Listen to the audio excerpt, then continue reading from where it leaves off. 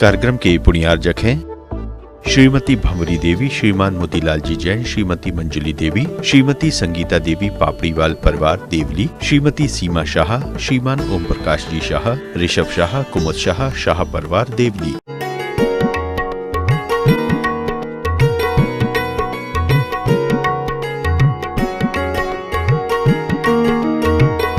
एक पति पत्नी थे, एक दाम्पत्य जीवन जी रहे थे।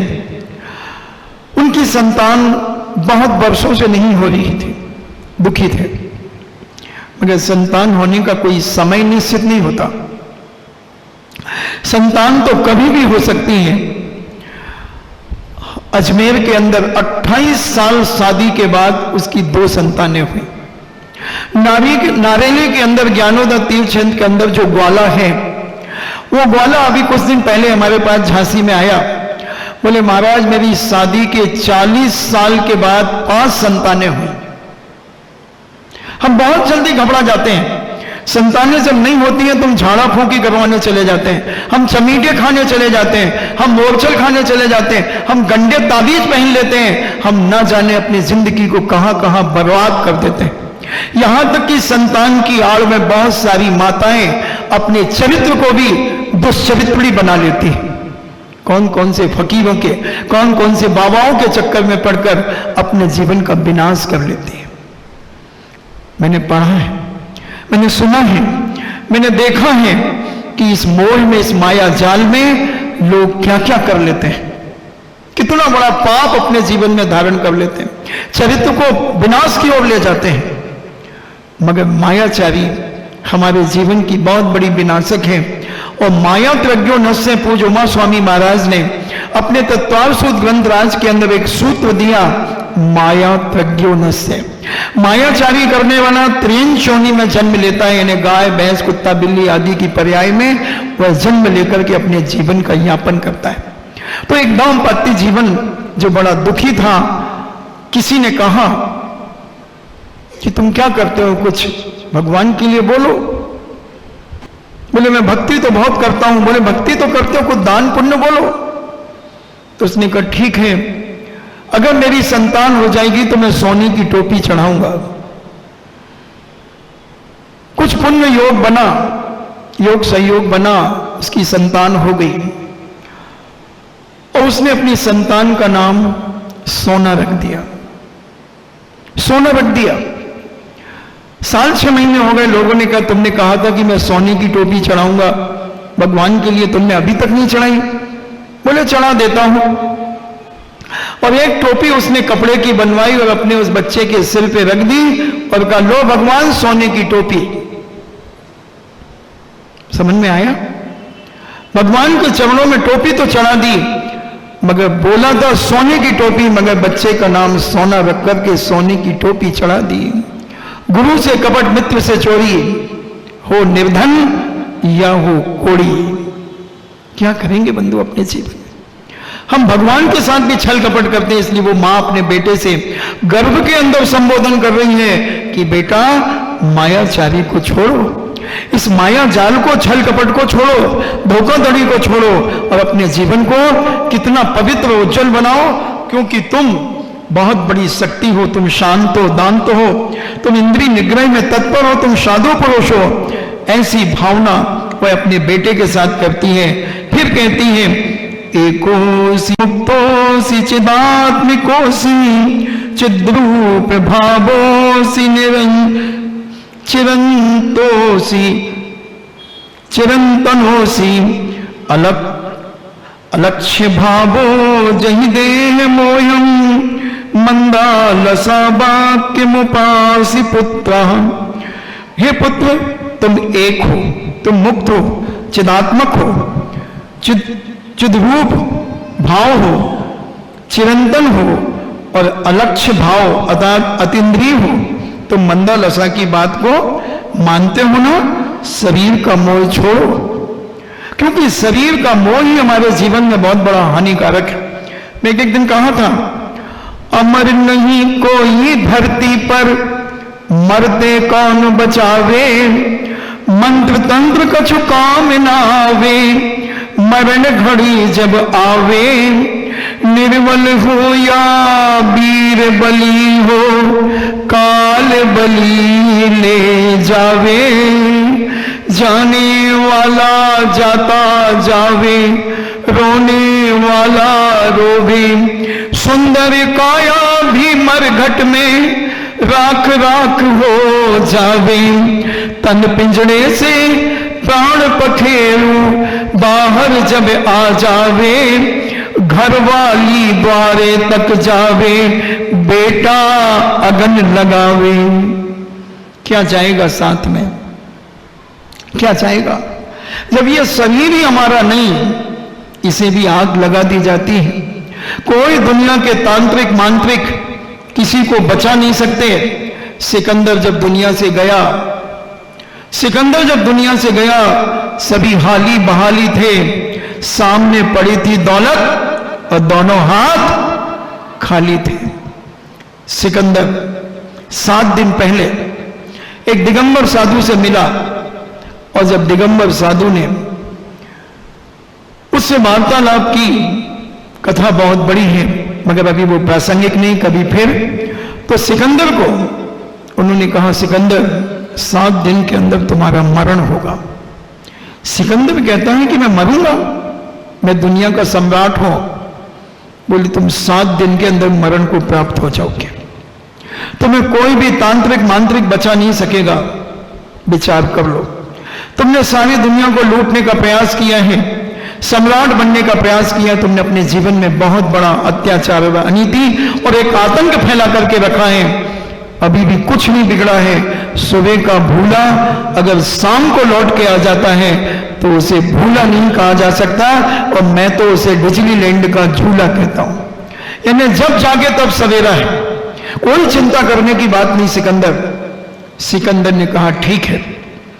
अब उसने अपने राज्य में जाकर के घोषणा की कि जब मैं मरूं तो मेरा जनाजा यानी कि मेरी अर्थी कोई भी राज दरबार का व्यक्ति नहीं ले जाएगा, मेरा कुटुंब भी नहीं ले जाएगा। जो दुनिया में सबसे बड़े तांत्रिक और मांत्रिक होंगे, ज्योतिषाचार होंगे, वास्तुविज्ञ होंगे, बड़े बड़े नीम हकीम होंगे, वो मेरी अर्थी को ले जाएंगे, वो मेरे जनाजे को ले जाएंगे, और मेरे दोनों हाथ उस अर्थी से बाहर निकाल दिए जाएं। मैं सारी दुनिया को यह दिखा सकूं कि मैं अपने साथ क्या लेकर के जा रहा हूं। ये नीम हकीम, बड़े बड़े डॉक्टर, वैद्य, सर्जन, बड़े बड़े मांत्रिक तांत्रिक, बड़े बड़े ज्योतिषाचार, अंगूठियां पहनाने वाले, ये मुझे बचा नहीं सके। ये सब मेरी अर्थी पर कंधा लगा रहे हैं, और मैं जा रहा हूं शान से, क्योंकि मुझे एक दिगंबर फकीर का, एक दिगंबर गुरु का सानिध्य मिला, और उसने मेरे जीवन को चमका दिया, उसने रास्ता बता दिया।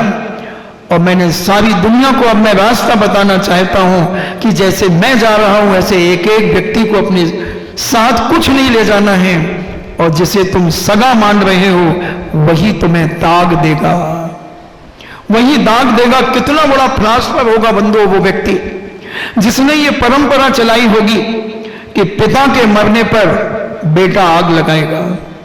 बहुत बड़ा दार्शनिक होगा, बहुत बड़ा फिलासफर होगा, बहुत बड़ा वास्तुविज्ञ होगा, ज्योतिषाचार होगा, क्योंकि उसने सारी दुनिया को बताना चाहा कि दुनिया वालों तुम किस पागल खाने से अपनी जिंदगी जी रहे हो, तुम अपना जीवन कैसे यापन कर रहे हो, किसे अपना मान रहे हो, कौन है सगा तुम्हारा दुनिया के अंदर।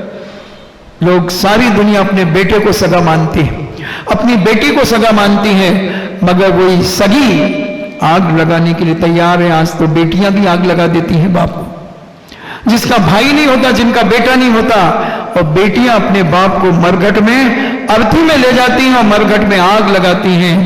बोलो बंधु, जिस बेटी को पाल पोस करके बड़ा किया हो, जिस बेटी को पढ़ाया हो, लिखाया हो, नौकरी लगवाई हो, विवाह किया हो, जिसके लिए दहेज दिया हो, और वो बेटी अपने पिता को आग लगा रही है। क्यों? क्या उद्देश्य है, क्या इंटेंशन है? ये जिसने ये परंपरा चलाई होगी वो कौन होगा बंधु? कोई साधारण व्यक्ति नहीं होगा, बहुत बड़ा विवेकशील होगा, बहुत बड़ा जानकार होगा। कि वो दिखाना चाहता है कि वो व्यक्ति तो मर गया, मगर जो उसके जनाजे में जाएंगे, जो उसकी अर्थी में हजारों लोग जाएंगे, उन्हें सबक सिखाना है, उन्हें ज्ञान देना है कि तुम किसे अपना मान रहे हो, कौन है तुम्हारा सगा बेटा आग लगाएगा और एक व्यक्ति को 4 व्यक्ति ले जाएं पर्याप्त है? क्या जरूरत है हजारों के लोगों की जाने की? जितना बड़ा आदमी मरेगा उतने ज्यादा लोग जाएंगे, जितना बड़ा आदमी मरेगा।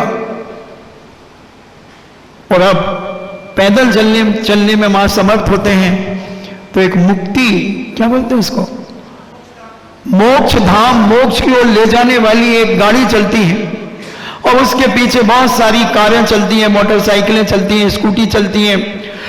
ये सारे क्यों जा रहे हैं? अब तो टेंशन ही नहीं है, 4 की भी जरूरत नहीं है। चंडाल वहां बैठा हुआ है और अगर आगरा में इलेक्ट्रिक सिस्टम हो गया तो और टेंशन नहीं है। रखिए लाश, प्लग लगा के बटन पुश करिए और 15 मिनट में अपने हाड़ मांस लेकर के चले जाइए। फिर भी इतने सारे लोग क्यों इतने सारे लोग? केवल इसीलिए कि कोई किसी का नहीं है, सब झूठा संसार है। तुम किसे अपना मान रहे हो? बहन बनाना भैया, और सबसे बड़ा रुपया, सबसे बड़ा रुपया है दुनिया के अंदर, कोई किसी का नहीं। इसलिए इस माया जाल को छोड़ो, ये शरीर छूटने वाला, इससे मोह छोड़ो। ये सारी दुनिया को दिखाया जा रहा है, इसलिए जो मर गया है वो तो देख नहीं सकता, मगर जो उसे जलाने के लिए गए हैं वो देख रहे हैं कि ये क्या हो रहा है। पहले व्यक्ति जब जाते थे मरघट में, और मरघट से आने के बाद 3-3, 4-4 दिन तक उनका मन नहीं लगता था। इतनी ज्यादा उनके अंदर एक वैराग्य उत्पन्न होता था, एक वेदना होती थी कि एक दिन मुझे भी ऐसे ही मरना है, मुझे ही ऐसे जला दिया जाएगा। क्या इस शरीर का मैं पालन पोषण करूं? कितना इसे सजाऊं, खिलाऊं, पिलाऊं, नहलाऊं, धुलाऊं? क्यों? जब इसमें आग लगना है तो इसकी जगह अगर अपनी मानसिकता को पवित्र रखो, अपने विचारों को पवित्र रखो, अपनी सोच पवित्र रखो, अपना खान पान पवित्र रखो, अपना पहनावा पवित्र रखो, जिसके कारण मुझे इज्जत और बहुमान मिलेगा। इस शरीर से मुझे बहुमान नहीं मिलेगा, इसमें तो आग लगेगी, आग लगाई जाएगी, इसका तो विनाश होगा, और जिससे विकास मेरा होगा उसको क्यों नहीं हम सजाना चाहते? हम पता नहीं क्यों सजना चाहते हैं। आईटीपी से सच करके किसके साथ हम धोखा करना चाहते हैं? किसके साथ धोखा करना चाहते हैं? स्वयं के साथ स्वयं को धोखा देने की तैयारी। तुम जानते हो कि हम आईटीपी से सजे हैं। कौन व्यक्ति अपने आप को ओरिजिनल मानता है जब वो सज धज करके निकलता है? वो जानता है कि मैं इतनी गोरा नहीं हूं, मैं इतना गोरा नहीं हूं, मैंने कुछ ऐसी चीजें लगाई हैं। कैसी चीजें? जो हमारी बॉडी के कलर से थोड़ी मिलती जुलती हैं, और उनको लगा करके हम लिप पुत करके निकल रहे हैं। वो लिपे पुते आदमी अलग दिखते हैं। जैसे लिपा पुता मकान कितना अच्छा लगता है, जब दीपावली में कलर पेंट हो जाते हैं और चारों तरफ कलर होकर के दरवाजों में कलर हो जाते हैं, और वो एक पहले ढीक लगाई जाती थी चूने की चारों तरफ, उसे क्या बोलते हैं यूपी के अंदर, एक बाउंड्री देते हैं, बता देंगे, तो वो मकान कितना सुंदर लगता है। हम छोटे छोटे झोपड़ियां भी देखते हैं, उनके भी कलर होते हैं। बाहर 10 फुट की जमीन पर लिपा होता है, चारों तरफ बाउंड्री होती है, खाने बने होते हैं, और कितना सुंदर लगता है। तो ऐसे ही तुम्हें भी शायद अपना ये आर्टिफिशियल सजाना शरीर सुंदर लगता है, मगर स्वयं को स्वयं बेवकूफ बना रहे हो। स्वयं के द्वारा स्वयं का तुम अपमान कर रहे हो। तुम्हें मालूम है कि तुम्हारी ओरिजिनलिटी इस बॉडी की क्या है, और तुम क्या क्या चुपड़ लेते हो। और भगवान करे जब तुम्हें पसीना आता है, जब तुम्हारा चेहरा चितकबरा लगने लगता है, क्योंकि जब जोर से पसीना ऐसे पोंछ लिया जाता है तो आंख के नीचे ओरिजिनल चमड़ी का कलर दिखता है, और ये गाल थोड़े सफेद से दिखते हैं। और फिर पसीना आता है, और खुदा ना खास्ता कभी मूसलाधार बारिश हो गई तो सब मेकअप धुल गया, अब पोल पट्टी खुल गई। अब वो पर्स में रखा हुआ मेकअप कब लगाओगे? कब लगाओगी, कहां जाओगी, कहां जाओगे, क्या करोगे। इसलिए जब एक सजना मिल जाए तो फिर सजने की कोई जरूरत नहीं है। अब किसी दूसरे को रिझाने का प्रयास मत करो। अब क्यों सज करके निकलते हो? इस शरीर में जिसमें आग लगना है उसको क्यों सजा रहे हो? एक को तो बेवकूफ बना दिया बेचारे को, आर्टिफिशियल सज करके लीपा पोती करके कैसे तो उसे आग बता दिया कि हम ऐसे हैं। इसलिए मैं सदा कहता हूं, और नहीं तो सुनो दोस्तों, जब भी तुम अपनी मंगेतर होने वाली मंगेतर को कभी देखने जाओ तो कह के मत जाना, फोन करके मत जाना, अचानक जाना, मगर कब? दिन में मत जाना, दिन में मत जाना। तुम सुबह सुबह जाना, अचानक अपने पिता के साथ जाना, अकेले मत जाना, नहीं तो गड़बड़ हो सकता है। पिता के साथ जाना और सीधे वहां उनके घर के सामने से निकलना और थोड़ी देर रुकना और बातचीत करना। शायद यही वाला घर होना चाहिए, यही वाला होना चाहिए शायद। हाँ, ऐसे ही कुछ बताया था। चलो बैल बजाते हैं। टिंग, बैल बजा दी। कौन? भाई साहब जय जिनेन। अच्छा आइए। अभी बिटिया तो सो रही है, क्योंकि आजकल की बिटियां कितने बजे सो के उठती हैं अभी वो बाद में बताऊंगा। अभी तो ये पहले कर दूं, उधारी नोट करते जाना। मैंने पहले कह दिया मैं उधारी बहुत फैलाऊंगा। अब तुम में दम हो तो तुम वसूल करना, तो तुम्हें नोट करना पड़ेगा। जिसमें मैं कहूं बाद में बताऊंगा तो वो फौरन नोट कर लेना पॉइंट, कि इस पॉइंट को इन्होंने कहा था कि बाद में बताऊंगा। और तुम चले जाना। आइए बैठिए। कैसे? अभी मैं जा रहा था तो ध्यान में आया कि आपका घर यहीं पे है, तो मैंने सोचा कि बिटिया को देखते चला जाऊं। अब बिटिया तो अभी बिस्तर में पड़ी थी, एसी में मस्त सो रही थी। 7 तो बज गए थे, सूर्य अपनी तेजी पे निकल आया था, मगर बिटिया सो रही थी। फिर भी पिताजी कहे, बेटा उठो उठो, वो आए हैं, वो नाई की मंडी वाले आए हैं, उठो। अरे पापा ये कैसे? अभी तो मैं कैसे कर रहे हो पापा? उठो बेटा, कोई बात नहीं, वो एक नजर ही देखना चाहते हैं, उनको बाहर जाना है। अरे पापा देखो तो मेरी शक्ल कैसे लग रही है। कोई बात नहीं बेटा, थोड़ा ऐसे हाथ फेर ले, मुंह पे हाथ फेर ले, मुंह पे हाथ फेर ले। और वो जैसे तैसे आती है, कीचड़ ईचड़ को निकाल करके और ऐसे ऐसे में साफ सूफ करके, जय जी नहीं अंकल जी। हाँ बेटा ठीक तो हो ना? हाँ। अच्छा सो रही होगी, कोई बात नहीं। हम लोग तो ऐसे निकले थे तो सोचा कि टाइम नहीं मिल पाता, तो सुबह सुबह देखने आ गए थे। कोई बात नहीं, ठीक है आप विश्राम करो। और वो आ गए, ओरिजिनल देखने मिला ना, लिपि पुती तो नहीं मिली।